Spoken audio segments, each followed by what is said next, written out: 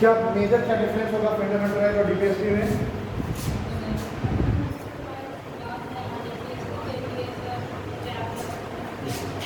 एक तो हम ये कह सकते हैं कि जो फंडामेंटल राइट्स हैं ये एक तरीके से निषेधात्मक प्रवृत्ति है ना। निषेधात्मक प्रवृत्ति का मतलब ये राज्य की मनमानी पर रोक लगाने का काम करते हैं।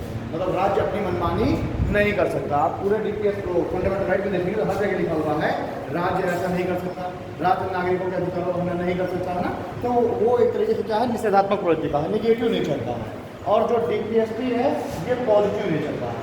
ठीक है, जिसको अगर आप पढ़ेंगे तो फीलिंग कैसी क्रिएट होगी, पॉजिटिव फीलिंग क्रिएट होगी। यानी राज्य को ऐसा करना चाहिए, राज्य को एक वेलफेयर स्टेट के रूप में काम करना चाहिए, राज्य को महिलाओं पुरुषों को समान वेतन देना चाहिए, है ना, ये सारी चीज़ें।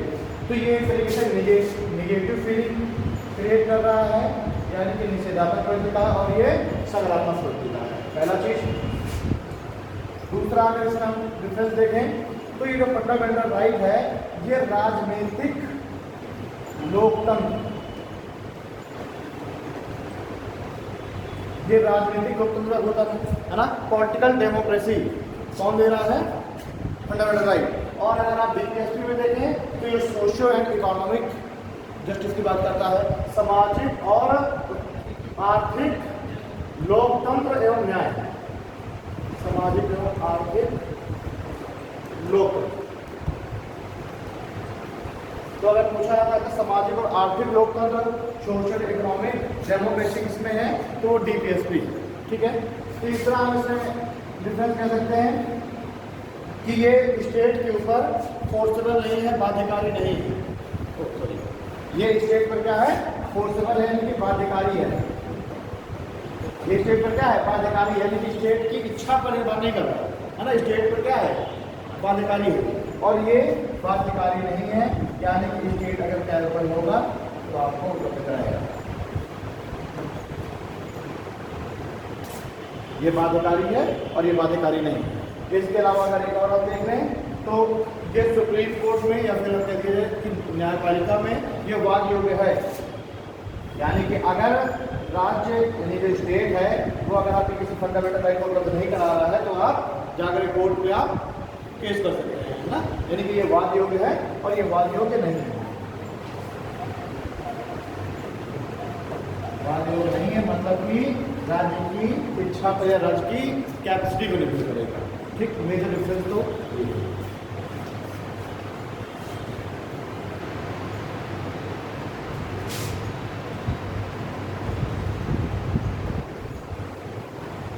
फिर डीपीएसपी है, संविधान के भाग 4 में इसका वर्णन है, संविधान के भाग 4 में वर्णित है। और अनुच्छेद आर्टिकल 36 से लेकर के और आर्टिकल 51 तक इसका चुका है।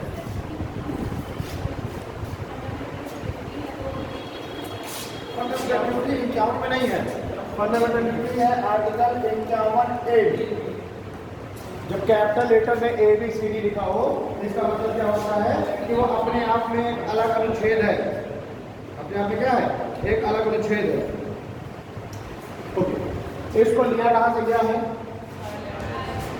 सबसे पहले इसका जिक्र मिलता है हमें स्पेनिश कॉन्स्टिट्यूशन में। सबसे पहले स्पेन के संविधान में इसका जिक्र था। स्पेन के संविधान से ये आयरिश कॉन्स्टिट्यूशन में आया। ठीक है, आयरलैंड से इसको लिया गया, जो भारत शासन अधिनियम है या government of India act 1935, Bharat शासन अधिनियम 1935। इस 1935 में निर्देशों का उपकरण, ये है निर्देशों का उपकरण। तो आयरिश कॉन्स्टिट्यूशन से इसको लिया गया, निर्देशों के उपकरण में भारत शासन अधिनियम 1935। तो इसको हमने जो एक्ट में लिया है वो लिया है यहाँ से, हमने अपने संविधान में इसको कहाँ से लिया है, निर्देशों के उपकरण से, भारत शासन अधिनियम से। ठीक है, लेकिन उसको लिया गया था आयरलैंड से, उसको लिया गया स्पेनिश कॉन्स्टिट्यूशन से। ठीक है ना। अगर मान लीजिए आपके एग्जाम में दोनों दिया हुआ निर्देशों का उपकरण आयरलैंड, तो वहाँ पर आप निर्देशों का उपकरण ही लगाते हैं, क्योंकि डायरेक्टली हमने कहाँ से लिया, निर्देशों के उपकरण से। ठीक। लेकिन बहुत आगे आपने देखा होगा वो टाइप रहता है आयरलैंड, क्योंकि वो आयरलैंड की कॉन्स्टिट्यूशन में था। ये कॉन्स्टिट्यूशन नहीं है ना, ये तो एक एक्ट कानून है। और ये क्या है, कॉन्स्टिट्यूशन आपसे पूछा जाएगा कि किस देश के संविधान से हमने DPSP को लिया है, देश के संविधान से, तो फिर आयरलैंड हमने स्पेन से नहीं लिया है ना, आयरलैंड से लिया भारत संविधान अधिनियम, और ये चुके हैं कानून केवल, और उससे हमने निर्देशित उपकरण हमने कॉपी कर लिया। ठीक है,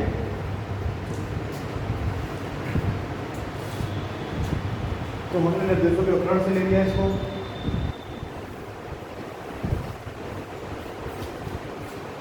अब इसमें सबसे पहले आता है आर्टिकल 36। ठीक, आर्टिकल 36 क्या कहता है, ये स्टेट की डेफिनेशन बताता है। आर्टिकल 36 में क्या है, डेफिनेशन ऑफ स्टेट।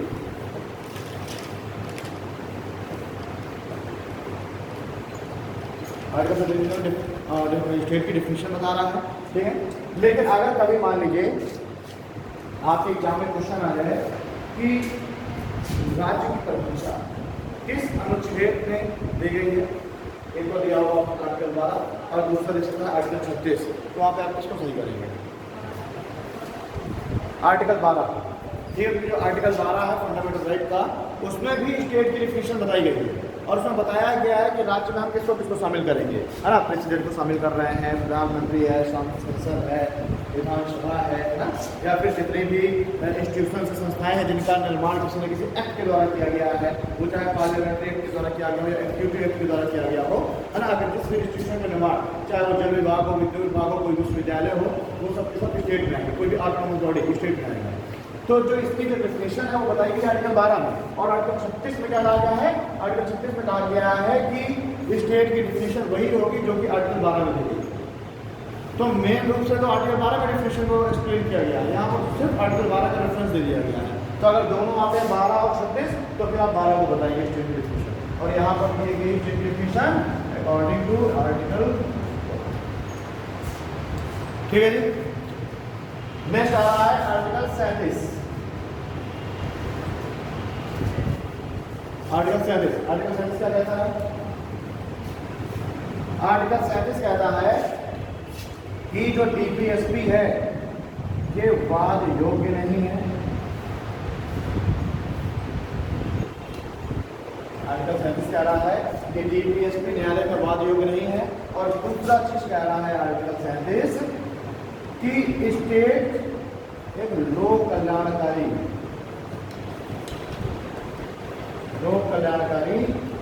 राज्य बनने के लिए आवश्यक है। यानी जो DPSP है ये पूरा कराना इस स्टेट के लिए आवश्यक है, यदि वह एक वेलफेयर स्टेट बनना चाह रहा है, या लोग लोक कल्याणकारी राज्य बनना चाह रहा है। ठीक है जी, मैंने फंडामेंटल राइट को तो बहुत बार बहुत एक्सप्लेनेशन के साथ पढ़ाया है, लेकिन DPSP नॉर्मली मैं क्या करता हूँ, सारे आर्टिकल पढ़ा जाता हूँ, है ना, और उसको बहुत ज़्यादा एक्सप्लेन नहीं किया करता हूँ। ठीक है, क्योंकि DPSP फंडामेंटल राइट बहुत ज़्यादा मजा आती है, थोड़ा सा बोरिंग लगता है। लेकिन मैंने इधर मैं देख रहा था मेंस के कुछ प्रीवियस ईयर के क्वेश्चन देख रहा था, तो उसमें 2-3 बार से DPSP से क्वेश्चन अच्छे क्वेश्चन बन जा रहे हैं। तो इस बार मैं सोच रहा हूँ कि अगर मौका मिल गया है तो इसको थोड़ा सा डेप्थ के साथ पढ़ लेते हैं इसका DPSP को। ठीक है ना, तो सबसे पहले तो आर्टिकल हम मैं थोड़ा सा दिखाता जाता हूँ, ये 2-3 दिन चलेंगे, फिर कोई समस्या नहीं ना। तो आर्टिकल 36 पहले तो आप लिख लीजिए, डेफिनेशन वही है जो आपकी आर्टिकल 12 में है। फिर आर्टिकल 37 को लिख लीजिए,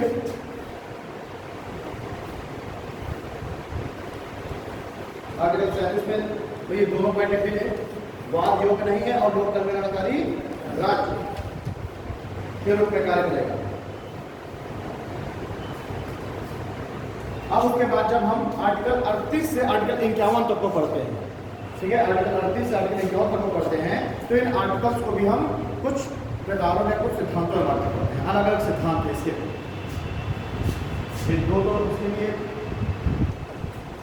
चीजें हैं। आर्टिकल 38 से स्टार्ट होता है एक्चुअली में DPSP, तो इसमें कहा गया DPSP के प्रकार, इसमें हम इसको कुछ सिद्धांतों में बात करते हैं। जैसे कि पहला सिद्धांत होगा जिसे हम कहेंगे सामाजिक आर्थिक सिद्धांत। कुछ आर्टिकल इसमें ऐसे हैं जो कि सामाजिक और आर्थिक सिद्धांत बता रहे हैं।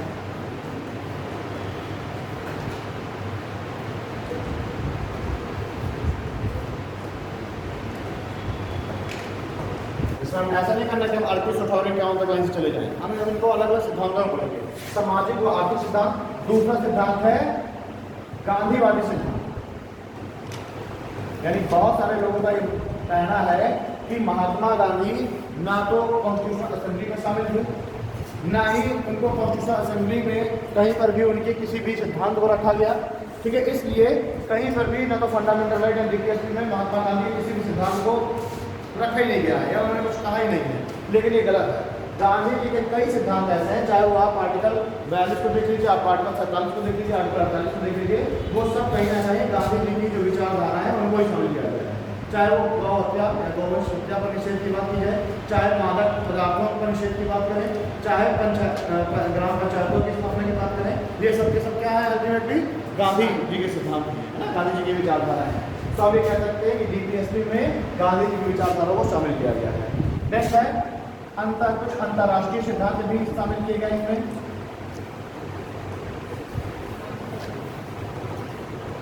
अंतर्राष्ट्रीय सिद्धांतों को इसमें जगह दी गई है और फिर बात कुछ हो जाएंगे अन्य आ जाएंगे, अन्य में कुछ आर्टिकल्स आ जाएंगे। ठीक है, तो ये 4 सिद्धांत हमें डीपीएसपी में देखेंगे।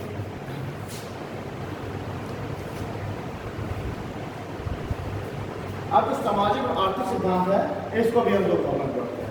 पहला इसमें आ जाएगा जब संपूर्ण समाज को एक इकाई के रूप में माना जाए। कुछ आर्टिकल्स ऐसे हैं जो कि सामाजिक आर्थिक सिद्धांत से प्रेरित है और इसमें संपूर्ण समाज को एक ही इकाई के रूप में माना गया है। मतलब तो वो सिद्धांत आए संपूर्ण समाज एक इकाई के रूप में।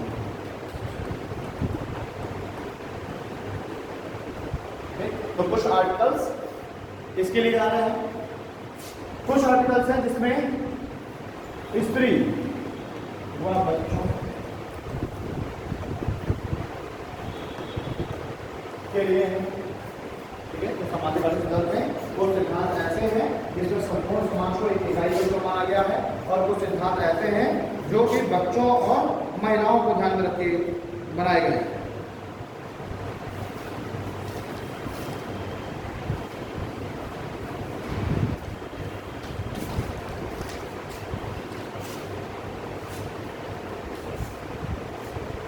ठीक, इन सिद्धांतों में बांटा गया है डीपीएसपी को। अब स्टार्ट करते हैं बात हाँ, संपूर्ण समाज एक इकाई के रूप में है ना, भाई सामाजिक आर्थिक सिद्धांत है। कुछ आर्टिकल से बताना चलो, सबसे पहले हम लोग इसी की बात करेंगे सिद्धांत में 2 आर्टिकल। ठीक है, इसमें इसको भी हमें 2 भागों में बांट दिया, यानी कुछ आर्टिकल्स ऐसे हैं जब हमने पूरे समाज को ही एक इकाई के रूप में मान लिया। जैसे कि मान लीजिए महिलाओं और पुरुषों को समान वेतन, या फिर कह दिया जाए सभी व्यक्ति को आजीविका का अवसर। तो इसमें क्या है, हमने संपूर्ण समाज को इकाई के रूप में मान लिया ना। लेकिन वहीं पर अगर आप देखें कि महिलाओं को मैटरनिटी लीव, तो वो तो महिलाओं के लिए अलग हो गया ना, समझ में आ रही है ना। तो है तो वो सामाजिक और आर्थिक सिद्धांत ही, सामाजिक और आर्थिक सिद्धांत वही तो है, उसका उसमें राजनीतिक सिद्धांत को कहीं वर्णन नहीं ना, सामाजिक सिद्धांत भी तो है, लेकिन उसको भी हमने कैटेगराइज कर लिया 2 भागों में। ठीक है जी, आर्टिकल 38(1), आर्टिकल 38(1), ठीक है, इसमें राज्य का उत्तरदायित्व,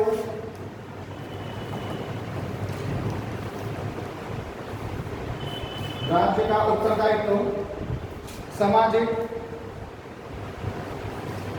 राज्य का उत्तरदायित्व सामाजिक, आर्थिक एवं सामाजिक, आर्थिक एवं राजनीतिक न्याय सुनिश्चित करना है। सामाजिक, आर्थिक एवं राजनीतिक न्याय सुनिश्चित करना अथवा स्थापित करना है।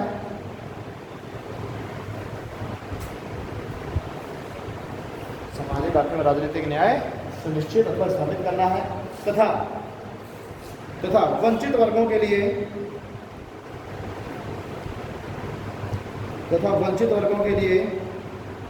लोक कल्याण, वंचित वर्गों के लिए लोक कल्याण को सुनिश्चित करना है।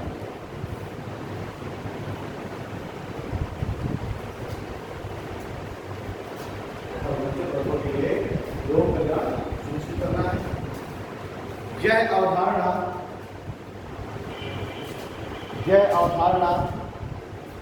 भारत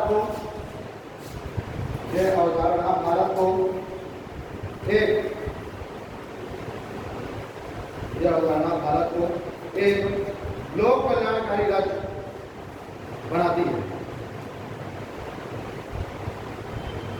यह अवधारणा भारत में एक लोक कल्याणकारी राज्य बनाती है।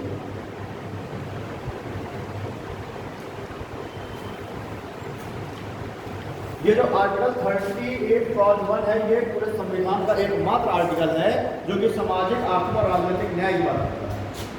ठीक है, तो नोट डाउन में नोट डाल के लिखना हो लिख सकते हैं आप लोग। ये पूरे संविधान का एकमात्र अनुच्छेद है जो कि सामाजिक, आर्थिक और राजनीतिक न्याय की बात करता है।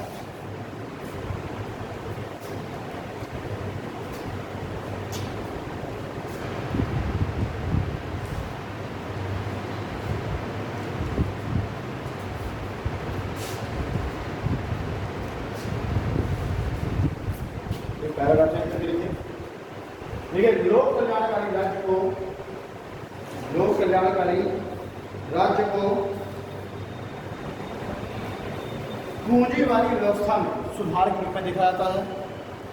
लोक कल्याणकारी राज्य को पूंजीवादी व्यवस्था में सुधार के रूप में देखा जाता है।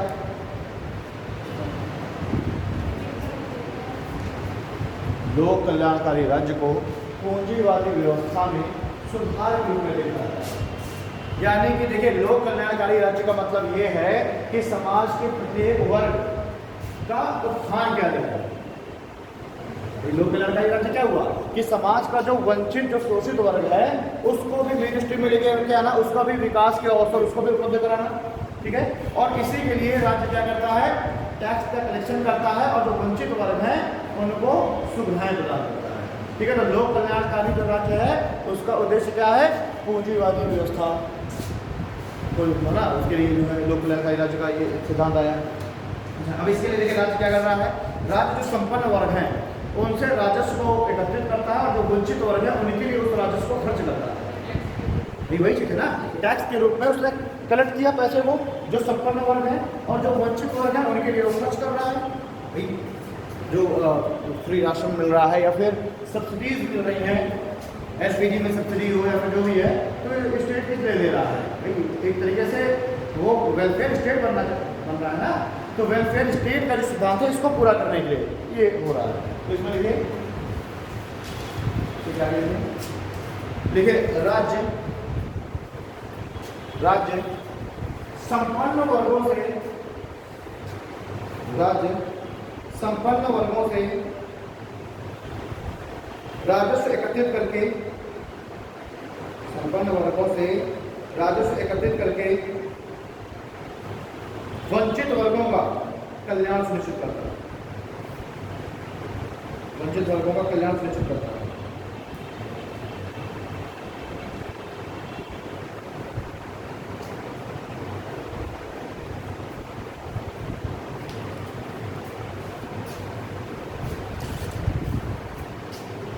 थर्टी 37 में मैंने एक लाइन जो है अलग दूसरा पॉइंट ये है कि राज्य नीतियां बनाते समय डीपीएसपी को ध्यान रखेगा। मैंने बता दिया उसमें कि राज्य लोक कल्याणकारी राज्य बनने का प्रयास करेगा, उसको थोड़ा सा 38 है ना, वो उसका जो दूसरा पॉइंट है उस दूसरे पॉइंट पर पहला पॉइंट वो ठीक है कि वो वाद योग्य नहीं है, और दूसरा पॉइंट ये है कि स्टेट नीतियां बनाते समय है ना, जब भी वो पॉलिसी बनाएगा स्टेट, तो पॉलिसी बनाते समय वो हमेशा डीपीएसपी को ध्यान में रखेगा स्टेट।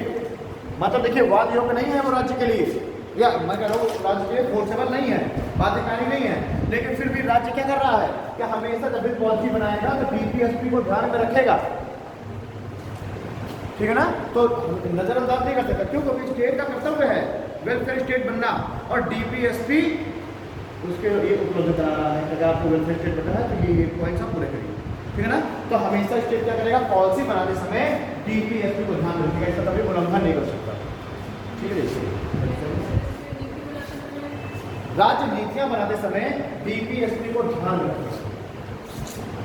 ठीक, इसीलिए हम डीपीएसपी को भविष्य के मौलिक अधिकार भी कहते हैं, ठीक है ना। ओके, 38 क्लॉज हो गया। अब इन्हें आर्टिकल 38 क्लॉज 2, आर्टिकल 38 क्लॉज 2 देखिए, इसे 44वें संविधान संशोधन अधिनियम 1978 द्वारा जोड़ा गया। इसे 44 कॉन्स्टिट्यूशन अमेंडमेंट 1978 द्वारा जोड़ा गया।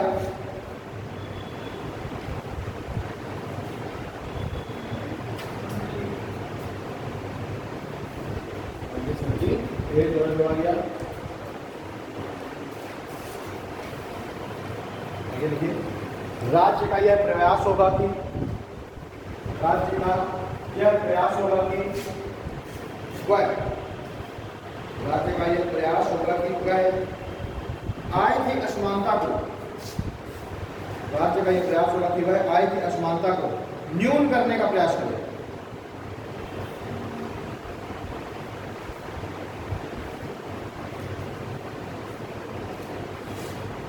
राज्य का यह प्रयास होगा या एक तरीके से कहते हैं उत्तरदायित्व होगा, उसकी जिम्मेदारी होगी या कर्तव्य होगा ना। राज्य का यह जिम्मेदारी या कर्तव्य होगा कि वह आय की असमानता को न्यून करने का प्रयास करे तथा अलग अलग व्यवसायों में तथा अलग अलग व्यवसायों में लगे लोगों में तथा अलग अलग व्यवसायों में लगे लोगों में प्रतिष्ठा तथा अवसर की प्रतिष्ठा तथा अवसर की असमानता को दूर करने का प्रयास करें। प्रतिष्ठा तथा अवसर की असमानता को दूर करने का प्रयास करें।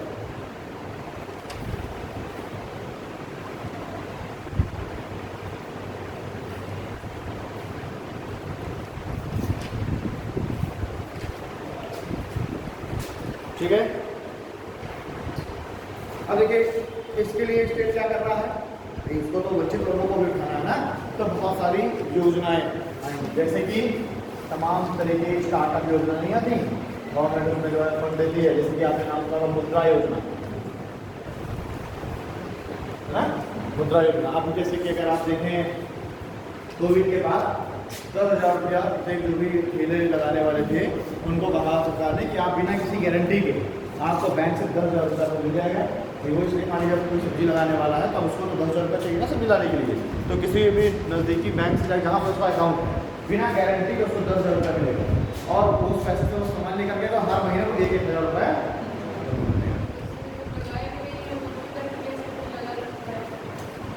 देखिए अब इसमें क्या कहा सकता है, अब गवर्नमेंट ने पॉलिसी देखिए, आप कोई भी पॉलिसी आती है तो 100% वो नहीं होती ना कि भाई यहाँ सक्सेस हो या 100% उसका बिल्कुल सब सही ही हो। तब उसमें देखिए मैं कह रहा हूँ सौ में से अगर 15 लोग 10 लोग ऐसे, तो भाई ये बताओ कि जो बैंक मैनेजर बैठा है तो बस आप 10,000 रुपये से कहाँ पाएंगे, तो बैंक मैनेजर बैठा वो भी तो देखेगा ना, कहेगा भाई कहाँ लगा देगा, पूछताछ करेगा। एक तो हो सकता है कि कहे कि भाई आप कोई गारंटर लेकर के आइए, गवर्नमेंट ने तो क्या देगी बिना किसी गारंटी के आप दे दीजिए, लेकिन वहाँ पर भी नीचे की तरफ बैंक मैनेजर सब देखता है। हाँ हाँ वही चीज़ ना, बैंक अपने स्तर से जानकारी लेता ही लेता है। इस बार तो मैंने तो मेरे सामने तो 3 लोगों को मेरे सामने बैठा बैठा था आर्यन बैंक में, तो मेरा कजिन है उसमें, तो मैं उसके पास बैठा हुआ था तो मोटर पे बुलाया तो मेरा पास हो मैं अपने निकलना नहीं था नहीं ठीक है। तो ये बात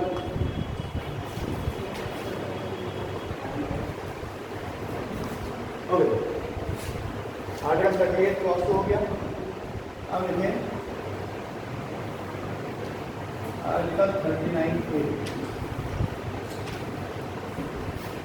आर्टिकल 39A राज्य शोषित तथा वंचित वर्गों को, राज्य शोषित तथा वंचित वर्गों को निःशुल्क विधिक सहायता उपलब्ध कराएगा।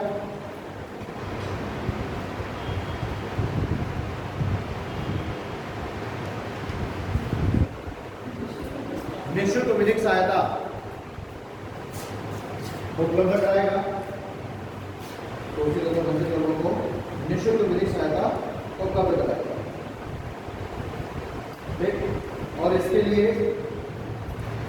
निःशुल्क विधिक सहायता, इसके लिए संगठन बनाया गया है ना, जिसे हम कहते हैं नलसा। ठीक है, तो इसका गठन किया गया था 1987 में और फिर 1995 में वर्क करना चालू कर दिया था। तो आर्टिकल 39 में राज्य जो कमजोर वर्ग है उनके लिए निःशुल्क विधिक सहायता उपलब्ध कराएगा। योग्य अब लिखे article 39 clause B. Article 39 clause B नहीं, क्लॉज बी है, क्लॉज बी मैं कह रहा हूं।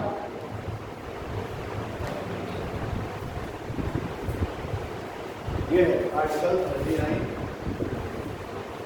क्लॉज। देखिए वो 39 ए था, है ना, ये आर्टिकल 39 का क्लॉज बी है ना। अभी क्लॉज की बात मैं करूंगा।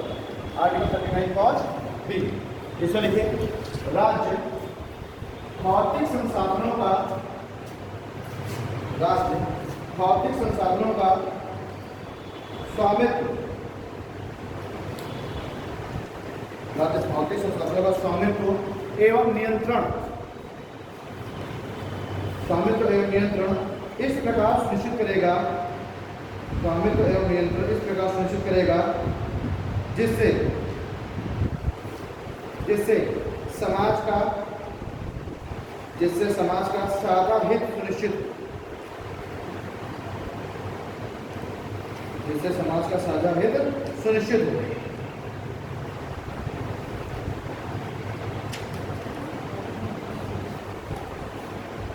साझा हित सुनिश्चित हो। आर्टिकल 39 क्लॉज 3, आर्टिकल 39 क्लॉज 3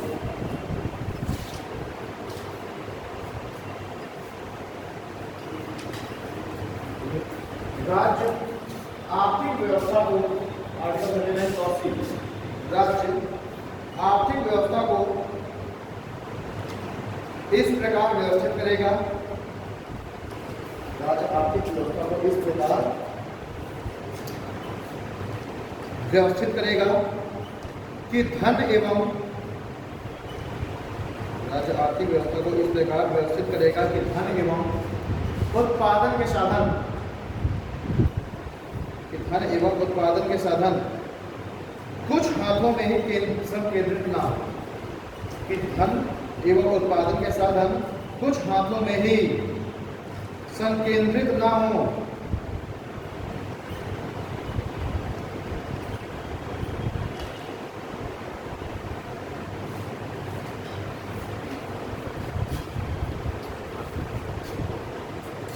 ठीक है, नेक्स्ट देखिए आर्टिकल 41। अभी ना कहना 40 कहाँ गया, जो मैंने पहले बताया कि हम जो है कैटेगराइज करके ही पढ़ा रहा है। जो जो अनुच्छेद सामाजिक आर्थिक सिद्धांत के अंतर्गत है उनको ही हम पहले देखेंगे ना। आर्टिकल 41 इसमें लिखे राज्य अपने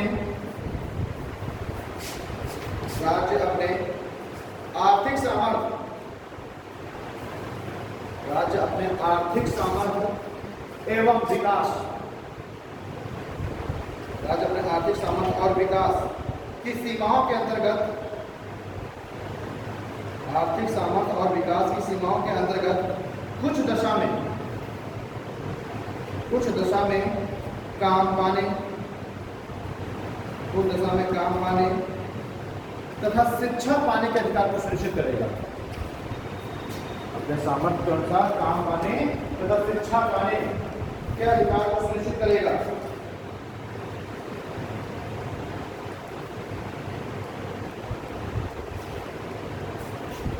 ठीक है, इसके अलावा राज्य बीमारी, वृद्धावस्था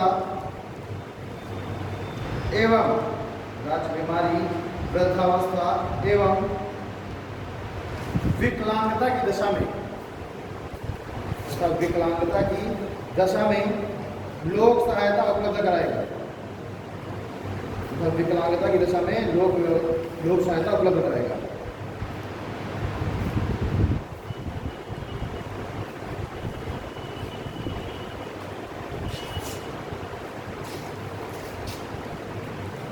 ठीक है, तो एक तो पब्लिक असिस्टेंस उपलब्ध करा रहा है राज्य, ठीक है ना।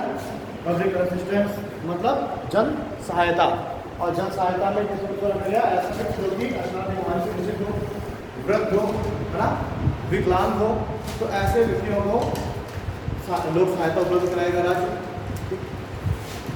अगर आप इसमें देखें मनरेगा, मनरेगा, ठीक है, जो मैंने पहला वाला सेंटेंस बोला उसको पूरा करा रहा है, ठीक है, आर्थिक अवसरों को उपलब्ध करा रहा है मनरेगा के तहत, ठीक है। जो सेकेंड वाला मैंने पॉइंट बोला, यानी कि बीमार, वृद्ध और जो विकलांग व्यक्ति हैं, वृद्धावस्था, उनको जो है लोक सहायता उपलब्ध कराना, उसके लिए समय समय पर राज्य के द्वारा कई कानून बनाए गए, जैसे कि माता पिता एवं वरिष्ठ व्यक्ति भरण पोषण अधिनियम 2007, ये कुछ एक्ट पूछे जाते हैं, आपको अपने आंसर राइटिंग में भी इनका रेफरेंस देना है, ठीक है। इसके लिए समय समय पर राज्य द्वारा विभिन्न कानून, समय समय पर राज्य द्वारा विभिन्न कानून बनाए गए,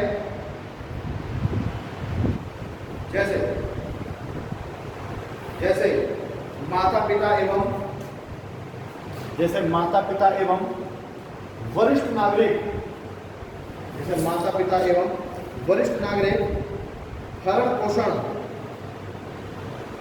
वरिष्ठ नागरिक भरण पोषण एवं कल्याण कानून 2007,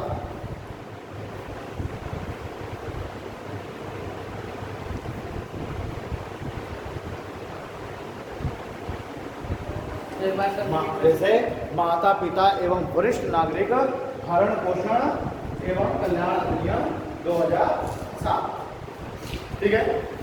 मतलब कि जो वरिष्ठ नागरिक हैं भाई, वो जब, या फिर मैं कहता हूँ कि जो भी सीनियर सिटीजन है, तो उनके लिए भी तो कुछ ऐसा कानून होना चाहिए ना। अब सपोज दैट, मान लीजिए कि माता पिता हैं, वृद्ध हो गए, उन्होंने अपनी प्रॉपर्टी अपने पुत्रों के नाम कर दी, अब वो अगर उनकी केयर टेकिंग नहीं करेंगे ना, उनको अगर अपने साथ नहीं रखेंगे, तो बहुत सारे आप लोग ने केस देखने में समाज में, है ना, कि प्रॉपर्टी लिखवा ली और उसके बाद से क्या हुआ, घर से निकाल दिया। तो इसके लिए ही राज्य के द्वारा, स्टेट के द्वारा ये कानून लाया गया, और इसमें कहा गया कि माता पिता के भरण पोषण की जिम्मेदारी पुत्र की होगी। पुत्र नहीं है तो किसी नजदीकी रिश्तेदार की होगी, वो भी नहीं है तो पुत्री की होगी, ठीक है। और अगर पुत्री भी नहीं है तो जिस व्यक्ति को वो अपनी प्रॉपर्टी ट्रांसफर कर रहे हैं उसकी होगी। और अगर वो जिम्मेदार व्यक्ति, जिसकी जिम्मेदारी थी भरण पोषण करने की, अगर वो उनकी केयर टेकिंग नहीं करता, भरण पोषण नहीं करता है, तो ये म्युनिसिपल ऑफेंस माना जाएगा, जिसमें 1 वर्ष की कैद और 5,000 रुपये का, ठीक है ना। तो जो लड़के ये ना सोचे कि जो है माता पिता है तो फाइनेंस चली जाएगी, है ना, ऐसा नहीं है, ठीक है। उनकी भी जिम्मेदारी सुनिश्चित की गई इस कानून के द्वारा, इससे पहले नहीं था, लेकिन इस 2007 में कानून बना करके पुत्रियों की भी जिम्मेदारी सुनिश्चित की गई। कुछ एक्ट, हाँ होता है, ठीक है। कुछ में क्या होता है, पहले विधेयक आ जाता है, विधेयक जो है पार्लियामेंट से पास हो गया, और उसके बाद उस पर प्रेसिडेंट ने साइन भी कर दी, फिर उसको इम्प्लीमेंट किया, उसी समय गजट में वो बोल किया था, प्रकाशित किया था कि ये इस तारीख से लागू हो जाएगा, ठीक है। गजट में प्रकाशित करके उसको, भाई कभी कभी क्या होता है, कानून आज बन गया, उसको हो सकता है 6 महीने बाद देर से लागू किया जाए, लेकिन वो गजट में प्रकाशित किया था कि इस दिन से इसको लागू माना जाएगा। आज कानून बन गया, आज लागू नहीं माना जाएगा, जिस दिन से उसको अप्लाई करने के लिए ऑलरेडी गजट में हो जाएगा, उस दिन से लागू होगा। हाँ, बहुत सारी डेट्स ऐसे आपने देखी होंगी ना कि भाई वो 1993 में पता चले कि वो बन गया, है ना, और जाके 94 में वो लागू हो रहा है। जैसे अगर पंचायती राज देखें तो उसमें आप देखेंगे, है ना, पहले वो पार्लियामेंट के द्वारा बना दिया गया, लागू होने की डेट की बात की तो होगा, लेकिन ये जो है 2007 में इसको लागू कर दिया, उसी वजह से लागू कर। तो इसमें क्या हुआ है कि सरकार के द्वारा एक वृद्धावस्था जो वर्ड है उसको भी डिफाइन किया गया इस कानून में, और वरिष्ठ नागरिक इस वर्ड को डिफाइन किया गया। इसमें जरा पैराग्राफ चेंज करके चले मेरी जरा देखिए, इस अधिनियम में माता पिता के देखभाल का दायित्व, माता पिता की देखभाल का दायित्व पुत्र, कौमा पुत्र न होने पर नजदीकी रिश्तेदार, पुत्र न होने पर कोई नजदीकी रिश्तेदार, कौमा वे भी ना होने पर पुत्री का होगा, नजदीकी रिश्तेदार भी ना होने पर पुत्री का होगा। माता पिता की देखभाल का दायित्व पुत्र, पुत्र ना होने पर नजदीकी रिश्तेदार, और वह भी ना होने पर नजदीकी रिश्तेदार नहीं है, वह भी ना होने पर पुत्री का होगा। और यदि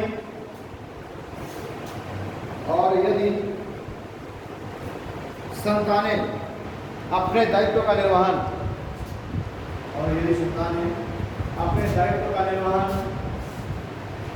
नहीं करती हैं तो, अपने दायित्व का निर्वहन नहीं करती हैं तो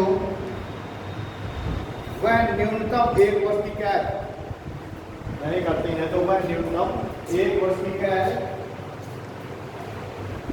अथवा 5,000 रुपए जुर्माने का भागीदार हो। तो 1 वर्ष की कैद एवं 5,000 रुपए जुर्माने के भागीदार है।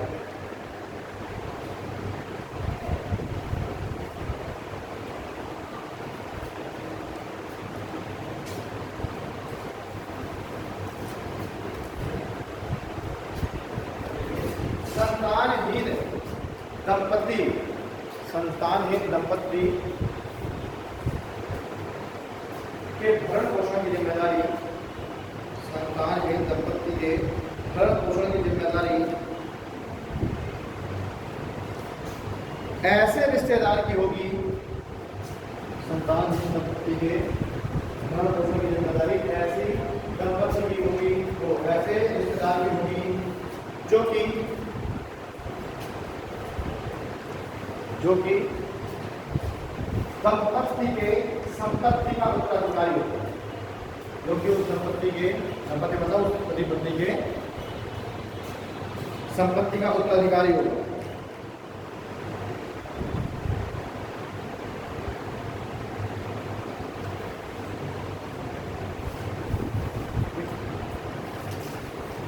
अब देखिए इससे पहले क्या होता है कि अगर माता पिता ने ना यार ट्रांसफर कर दी, ठीक, और वो बाद में मुकर जाए तो वो प्रॉपर्टी ट्रांसफर होने वापस से रिटर्न होने का भी कोई प्रावधान नहीं था, लेकिन इसमें ये भी कर दिया गया कि अगर उन्होंने अपनी प्रॉपर्टी किसी के नाम कर दी है और वो अगर अपने दायित्व का निर्वहन नहीं कर रहा है तो वापस से अपनी संपत्ति को वापस भी ले सकते हैं, ठीक है, ले लीजिए।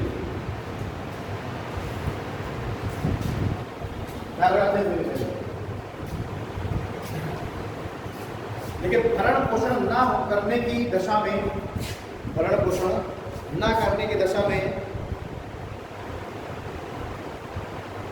भरण पोषण ना करने की दशा में संपत्ति वापस लेने का भी अधिकार होगा, संपत्ति लागू करने का भी अधिकार होगा।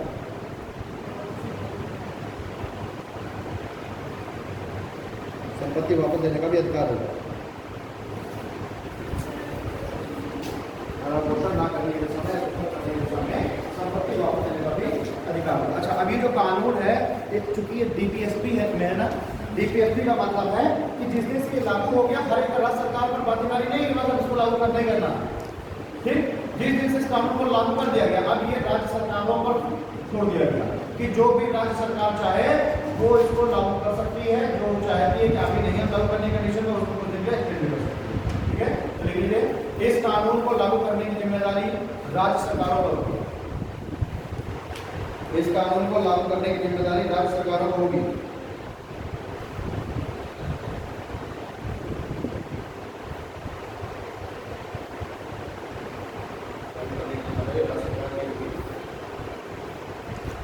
तथा सरकारें वृद्धों के मामले में, सरकारें वृद्धों के मामले में अधिकरण की स्थापना करेगी।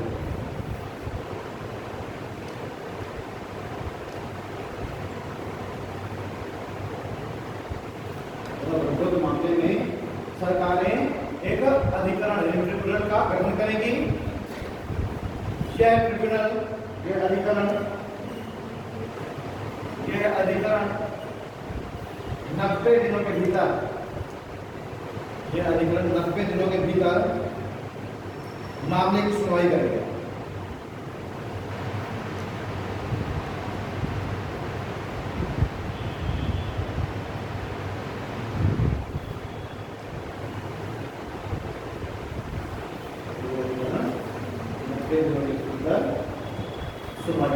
और अगर कोई विशेष परिस्थिति आ जाए तो उसमें फिर ट्रिब्यूनल 30 दिन के भीतर सुनवाई करेगा।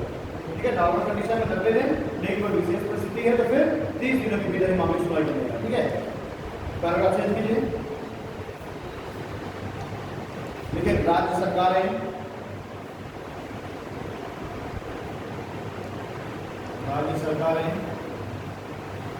वृद्धों की सहायता हेतु ओल्ड एज होम्स, राज्य सरकारें वृद्धों की सहायता हेतु ओल्ड एज होम्स, वृद्धाश्रम का निर्माण करेंगी। ओल्ड एज होम्स का निर्माण करेंगी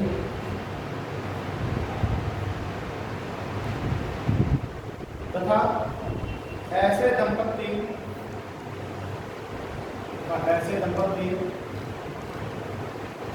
जिनकी संतानें नहीं हैं, या ऐसे दंपत्ति जिनकी संतानें तथा रिश्तेदार नहीं हैं,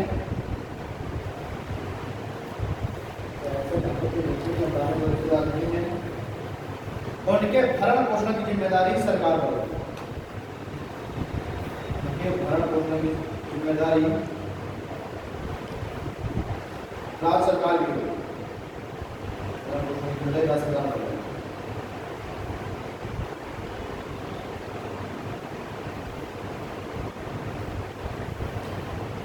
ये तो कानून किसके लिए है? वृद्धों के लिए। ठीक है, अगला कानून आता है जो डिफेक्टिव एबल्ड है ना, यानी जो विकलांग दिव्यांगों के लिए, तो उसको आप पहला पॉइंट डाल सकते हैं, इसको जो हम वाला कर रहे थे यहाँ पर माता पिता भरण पोषण अधिनियम था, उसको आप फर्स्ट पॉइंट कर लीजिए। दूसरा कानून लिखिए।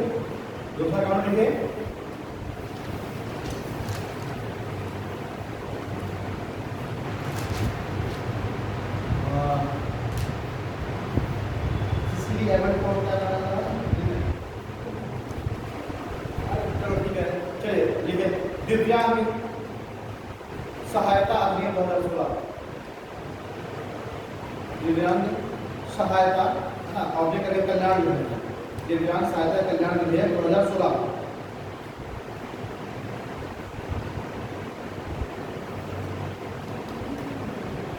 अब देखिए, प्रारंभ में जो ये फिजिकली चैलेंज या एबल्ड है, इसकी 7 श्रेणियां बनाई गई।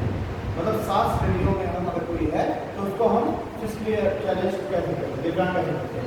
अब इस 2016 में जो ये विधेयक आया, इसमें इसकी श्रेणियों को 7 से बढ़ाकर 21 कर दिया गया। यानी अब ये भी एक इसमें शामिल कर लेंगे कि अगर कोई एसिड अटैक से पीड़ित है तो उसको भी दिव्यांग श्रेणी में रखा जाएगा। देखिए, दिव्यांग की श्रेणी को 7 श्रेणी से बढ़ाकर, दिव्यांगता को 7 श्रेणी से बढ़ाकर 21 श्रेणियां,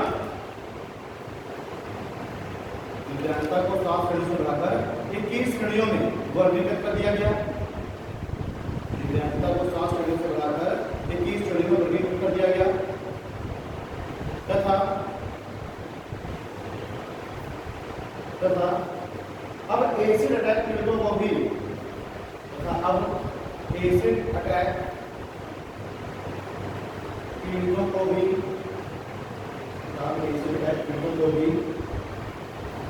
दिव्यांगता की श्रेणी में शामिल किया गया। अब एसिड अटैक पीड़ितों को भी दिव्यांगता की श्रेणी में शामिल किया गया है।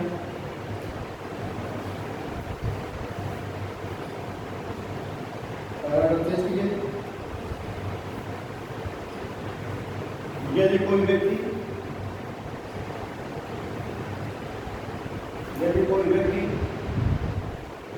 दिव्यांगों के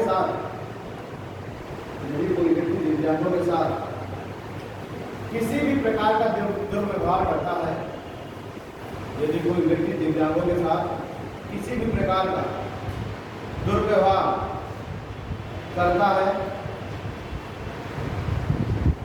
तो 2 साल की जेल, तो 2 साल की जेल व 2 साल की जेल व 5 लाख तक के जुर्माने का प्रावधान किया गया है।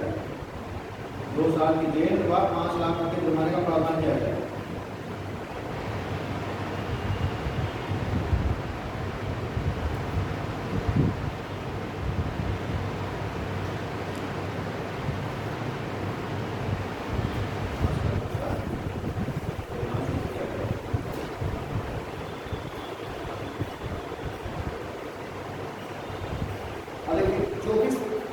सरकारी बिल्डिंग्स हैं और उन सरकारी बिल्डिंगों को अगर पुरानी सरकारी बिल्डिंग उसको नहीं कर सकता, लेकिन अब जो नई सरकारी बिल्डिंग्स बन रही है उसमें जो मैप डिजाइन किया जाता है वो ऐसा किया जाता है कि विकलांगों के लिए भी एक अलग से वो बनाया जाता है। मतलब भाई स्टेशन नहीं चल सकते तो उसके लिए हमने देखा कि रैम्प पूरा बनाया जाता है। अगर आप स्टेशन में जाएंगे है ना, किसी भी आप स्टेशन में जाए बड़े स्टेशनों में, उसमें अब अगर जो भी प्लेटफॉर्म बनाया जाता है वो ऐसे ही बनाया जाता है।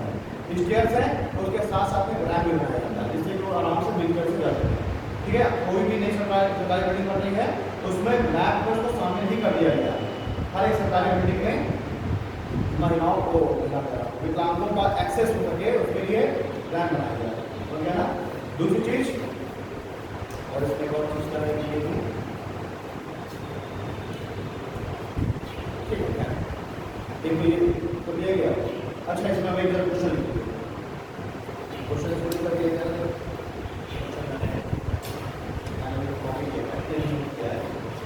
2019 का बेसिक क्वेश्चन देखिए, विकलांगों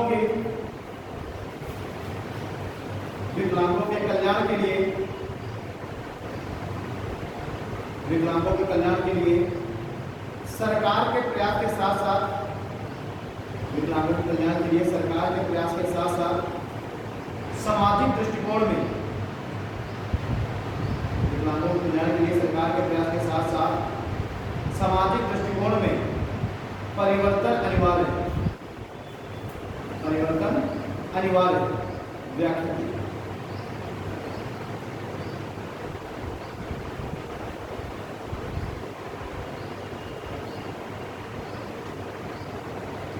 ठीक है, और भी बहुत बड़ा क्वेश्चन था उसका केवल मैंने एक पार्ट मैंने केवल लिखवा है, मुझे पता है कि अभी कितना नॉलेज हो।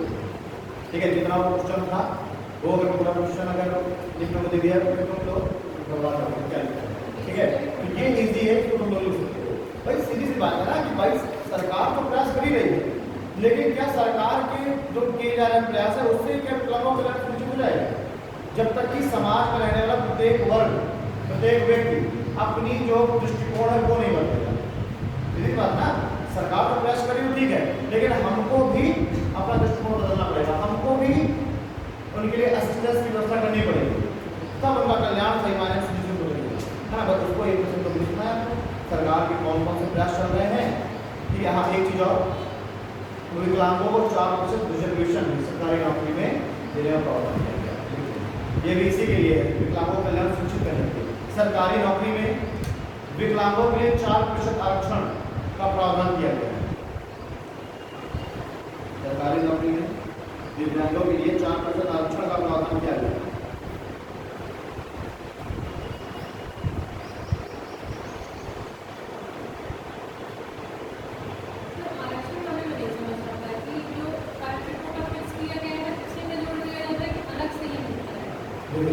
सारा एससी का अभी जो 4% जो रिजर्वेशन है विकलांगों के लिए, उसमें जो एससी वर्ग में जो अगर विकलांग है उसको भी 4% शामिल किया जाएगा।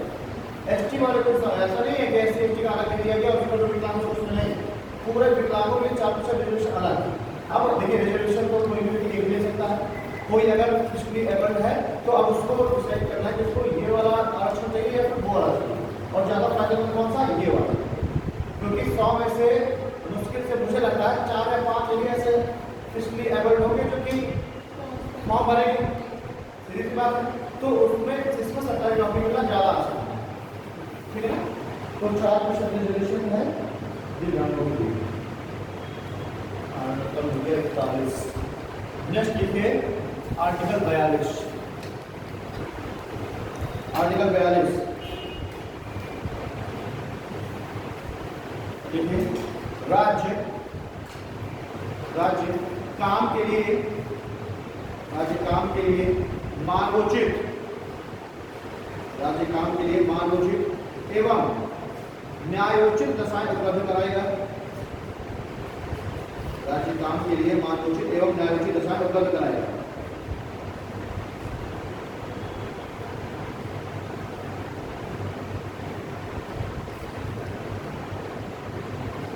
ठीक है, अब कार्य के लिए मानवोचित दशाएं किसे बोलते हैं?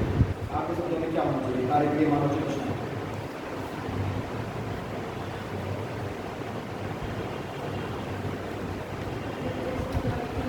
मान लीजिए, हाँ ठीक है, सपोज दैट कोई बंदा, अब वो मान के चले कि उसका जो जॉब प्रोफाइल है उसका वो कौन सा हार्ड है ना, अब वो है प्रेग्नेंट, तो उसको सरकार के लिए कैसे कि नहीं आपको जो आपकी जॉब प्रोफाइल है वही आपको करना है, नहीं संभव नहीं ना। तो उसको फिर क्या किया जाएगा कि जो उसका कार्य है हो सकता है ऑफिस में उसका काम कोई दूसरा हो, ज़्यादा हार्ड वर्क वाला हो, तो उसको क्या किया जाएगा ऑफिस में बैठा दिया जाएगा, हल्का वर्क दे दिया जाएगा। ये है कार्य की मानवोचित दशा, ठीक है ना। तो ये आपसे प्रेग्नेंट महिलाओं को जो मैटरनिटी लीव है वो भी इसमें शामिल है, और उनको एक जॉब में से दूसरे जॉब पर ट्रांसफर कर देना उसको लेने के लिए ये भी आर्टिकल 42 है। तो इसलिए जो आर्टिकल 42 है आर्टिकल 21 को पूर्णता प्रदान करता है। अगर आप देखें आर्टिकल 42 को सही ढंग से अगर आप देखें तो ये क्या आर्टिकल 21 को पूर्णता प्रदान कर रहा है कि नहीं? आर्टिकल 21 क्या कहता है? प्राण एवं दैहिक श्रृंखला का अधिकार, ठीक है। और इसमें मैंने बताया था कि इसमें सिर्फ प्राण ही शामिल नहीं है, इसमें इसको और ज्यादा इसका जो एक बड़ा रूप देखा गया है कि इसमें प्रतिष्ठा के साथ जीवन, ये तो मेरा गांधी के है ना, प्रतिष्ठा के साथ जीना ही बराबर नहीं, प्रतिष्ठा पूर्वक जीवन, ठीक है। तो इसमें आर्टिकल 42 को आर्टिकल 42 को आर्टिकल 21 को ही पूर्णता प्रदान कर रहा है, ठीक है। प्राण एवं दैहिक श्रृंखला को ही और ज्यादा पूरा कर रहा है। तो इसमें लिख सकते हैं, देखिए प्रेग्नेंट महिलाओं को क्या बोलते हैं, प्रसूति की सहायता उपलब्ध कराना। देखिए प्रेग्नेंट महिलाओं को मैटरनिटी लीव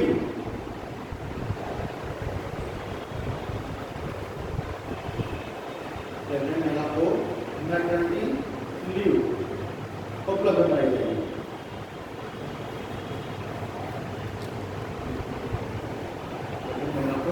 मैटरनिटी लीव उपलब्ध कराई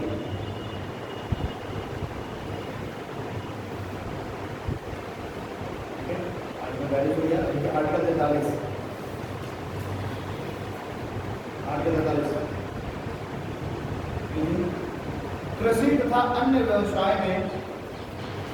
कृषि तथा अन्य व्यवसाय में न्यूनतम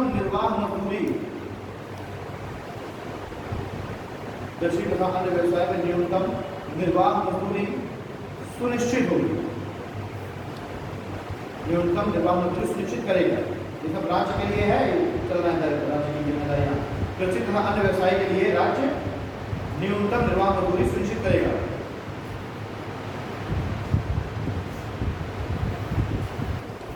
यानी कि राष्ट्र का दायित्व है कि ये कम से कम मिनिमम इतना वेजेस, इतना वेतन तो देगी जिससे व्यक्ति का जीवन निर्वाह हो सके। आप पता चले कि ग्रुप डी है, ग्रुप डी का वेतन कितना दिया जाए 6000 रुपये, तो क्या उस 6000 में उसका जीवन सही ढंग से निर्वाह हो पाएगा? नहीं हो पाएगा। अगर आप देखें तो मिनिमम MSP आता है ना, मिनिमम सपोर्ट प्राइस, तो इसीलिए तो है मिनिमम सपोर्ट प्राइस कि अगर भाई गेहूं की कीमत है 1200 रुपये क्विंटल रखी देगी तो उसका कॉस्ट नहीं निकलेगा। इसलिए गवर्नमेंट क्या करेगी कि हम 1950 रुपये पर क्विंटल तुम्हारा गेहूं खरीद रहे हैं, ताकि कम से कम मिनिमम इतना पैसा तो किसान के पास पहुंचेगा कि उसका जीवन सही ढंग से निर्वाह हो सके। तो MSP जो लाने का मेन उद्देश्य है, देखिए MSP DPSP का सब्जेक्ट है, फंडामेंटल राइट नहीं, इसलिए आप राज्य पर आप दबाव नहीं बना सकते सरकार पर कि भाई जो है गेहूं का प्राइस 250 करो 300 करो, कोर्ट नहीं जा सकते। हाँ आप जिद कर सकते हैं, आप कह सकते हैं, प्रदर्शन कर सकते हैं, वो एक अलग चीज है कि भाई 19.5 नहीं हमें 20.5 चाहिए, वो एक अलग मैटर है, लेकिन आप उसके लिए आप कोर्ट नहीं जा सकते। ठीक है। तो एमएसपी सिर्फ दो ही फसलों पर एमएसपी लाया जाता है, कौन कौन सा फसल है, गेहूं और चावल। गेहूं और चावल दो ही के दो रेट फिक्स करती है ना गवर्नमेंट, ठीक। लेकिन उसका भी अगर आप देखें तो जमीनी स्तर पर वो सही ढंग से अप्लाई नहीं हो पाता। 19,500 क्विंटल अगर गवर्नमेंट ने बोल दिया है तो अब किसान अपना ट्रैक्टर लेकर के भर करके आएगा मंडी पे। अब मंडी में ऑलरेडी लाइन लगी हुई है, खरीदा जा रहा है 2 पॉइंट्स पर केवल, और लाइन लगी है बहुत ज़्यादा लंबी, तो उसको तुरंत नंबर दिया जाता है कि तुम्हारा नंबर आएगा परसों। अब वो किसान केवल परसों तक रुके, ठीक है, पता चले बारिश हो जा रही है, मौसम खराब हो जा रहा है, या फिर किराए का ट्रैक्टर लेकर के आया उसका भाड़ा, ठीक। तो या तो 2 दिन रुके, या तो फिर क्या करे वो जो बिचौलिए हैं उनके माध्यम से जो वो होते हैं अड़किया होते हैं उनको बेच देते हैं, और वो वहीं पे कितने बेचेंगे, 1650 में, 1700 में। तो किसान सोचेगा कि तुरंत मैं इसको बेच दूँ, तुरंत पैसा मिल जाएगा, मैं फ्री हो जाऊँगा। और वही रहते क्या करेंगे, साइड से उसी कूपन में ही उस पर ही को बेच देंगे, ठीक है। देखिए ये minimum wages act 1948, minimum wages act यानी न्यूनतम मजदूरी अधिनियम 1948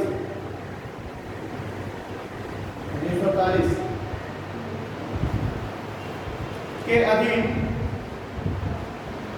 मिनिमम वेजेस एक्ट 1948 के अधीन केंद्र सरकार द्वारा संसद के माध्यम से, केंद्र सरकार द्वारा संसद के माध्यम से कृषि एवं अन्य व्यवसाय में लगे, संसद के माध्यम से कृषि एवं अन्य व्यवसाय में लगे मजदूरों की,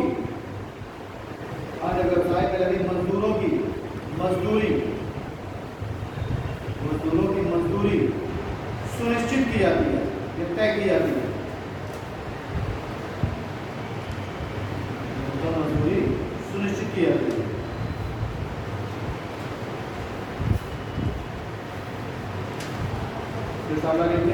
वर्तमान में इस कानून के अधीन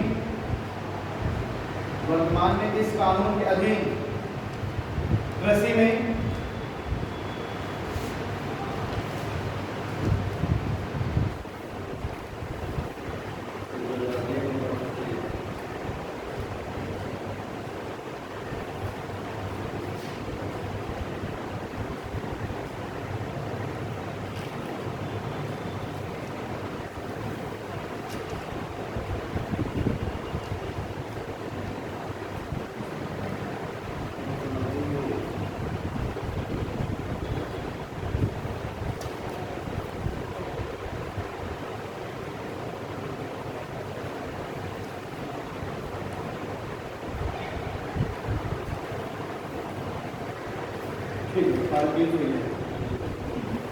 वर्तमान में कृषि में न्यूनतम मजदूरी 350 रुपये पर डे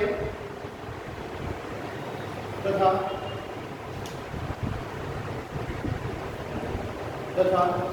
अन्य व्यवसायों में अन्य व्यवसायों में न्यूनतम मजदूरी 300 रुपये पर डे,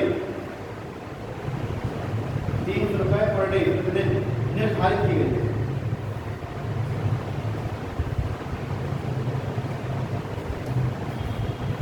परंतु प्रत्येक राज्य को यह अधिकार दिया गया है कि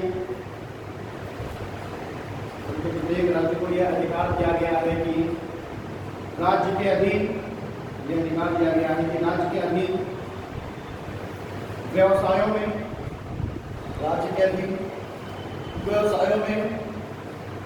मजदूरी तय कर सकते, राज्य के अधीन व्यवसायों में मजदूरी तय कर सकते। अतः अलग अलग राज्यों में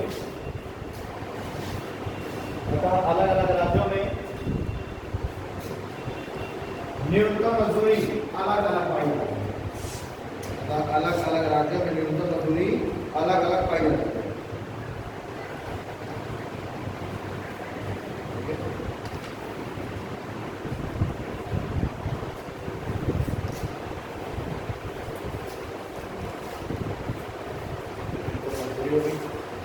अब देखिए article 43, article 43A, article 43A।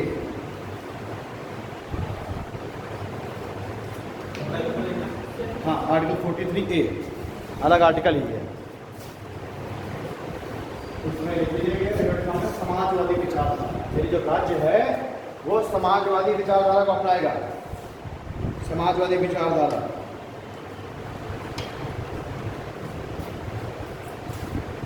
देखिए क्या है ये समाजवादी विचारधारा में देखा जाए, यानी वर्ड से समझ आ रहा है कि एक सोशल एक इक्वलिटी लाने का प्रयास करेगा समाजवादी विचारधारा। इसमें जो मजदूर हैं उन मजदूरों को भी, जिस बीमारी की फैक्ट्री में अगर मजदूर काम कर रहे हैं तो उनको भी उस मैनेजमेंट में शामिल किया जाए।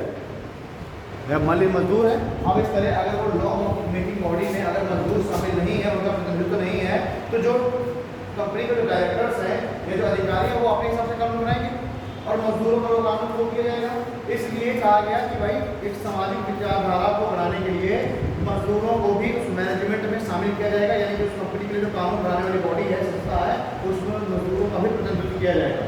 और इसके लिए क्या किया, जो हमने देखा कि मजदूर एसोसिएशन के चुनाव होते हैं, मजदूर संघ के चुनाव देखे ना, तमाम पुराने पिक्चरों में अमिताभ बच्चन मजदूर एसोसिएशन का वो चुनाव था अध्यक्ष, ठीक है, फिर जाकर के बात करता है।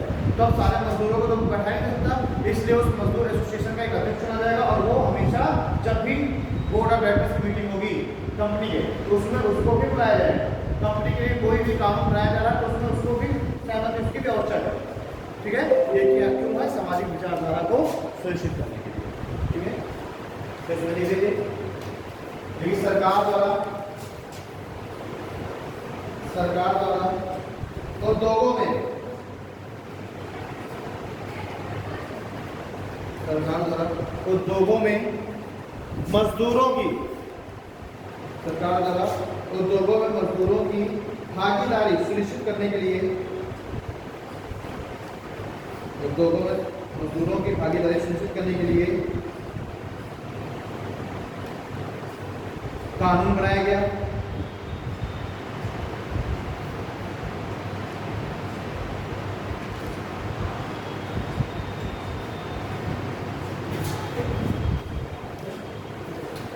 इसको भी जोड़ा गया था बैलेंस 43A को 42nd कॉन्स्टिट्यूशन अमेंडमेंट से जोड़ा गया था, बैलेंस सुविधा से।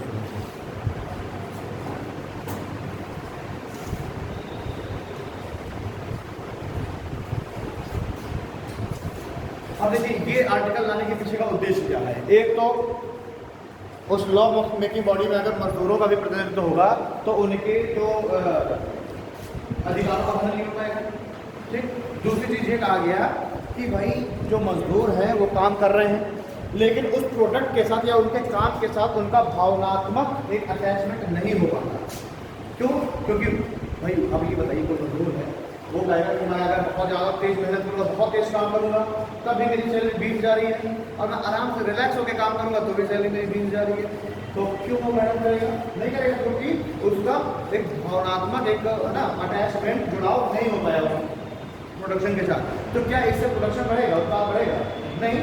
तो इस आर्टिकल में ये कहा गया कि अगर जो कंपनी है वो अपने प्रोडक्शन में अगर सरप्लस प्रोडक्शन हो रहा है, उसमें अगर मजदूरों का भी अगर परसेंटेज तय कर दे कि अगर लाभ बढ़ेगा तो उसमें उस लाभ का एक हिस्सा मजदूरों में बढ़ेगा, तो सीधी सी बात है कि मजदूर ज़्यादा मेहनत करेंगे, ठीक। तो प्रोडक्शन को बढ़ाने के लिए और दूसरा सामाजिक विचारधारा बढ़ाने के लिए ये आर्टिकल बनाया गया, ठीक है ना, ताकि मजदूरों का एक इमोशनली एक अटैचमेंट हो कंपनी के साथ भी, प्रोडक्ट के साथ भी, और वो अपना ज़्यादा से ज़्यादा है ना, ज़्यादा से ज़्यादा एफर्ट डाल सके, ठीक है। यहाँ तक बस